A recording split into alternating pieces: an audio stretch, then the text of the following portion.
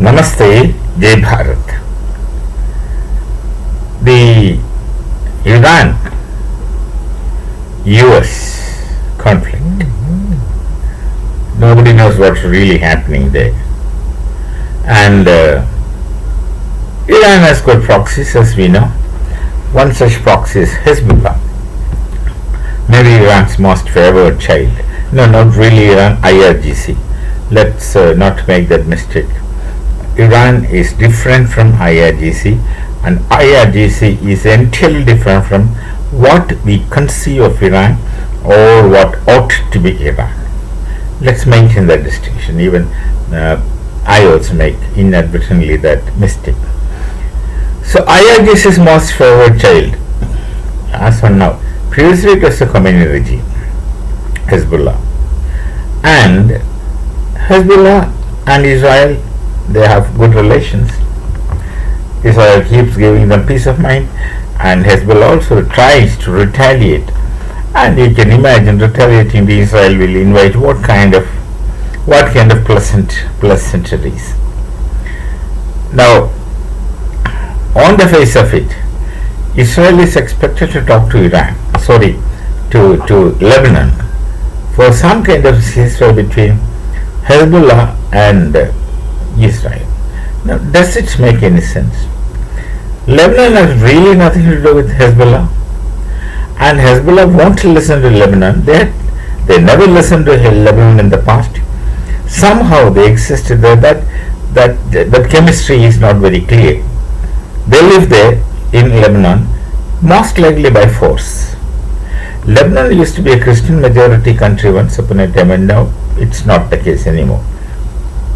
So Hezbollah must be forcing themselves upon Lebanon, and Iran, that is the IRGC today, is facilitating them for all kinds of things. And the talk between Lebanon and Israel doesn't really make any sense, because Lebanon can't talk for Hezbollah. Hezbollah is not going to listen to Lebanon because they are not with or under the control of Lebanon. Hezbollah is IRGC's first child. So if there is some kind of talks which should take place, then it should be between the firing party and the IRGC. And firing party is Israel. Do you think that they don't know all these things? They know all those things long before, much before others ever came to know of these things. But Israel suddenly would end firing for a few hours at the instance of US, and Israel must be fed up with the policies of Trump, but they are not speaking aloud, but then they must be really desperate with the policies of Trump. And given a chance, if there's a ceasefire between Hezbollah and Israel, Hezbollah will invite punishment from Israel. They'll try to do something. They'll send some projectiles to Iran, and then will receive much more than what they're trying to send.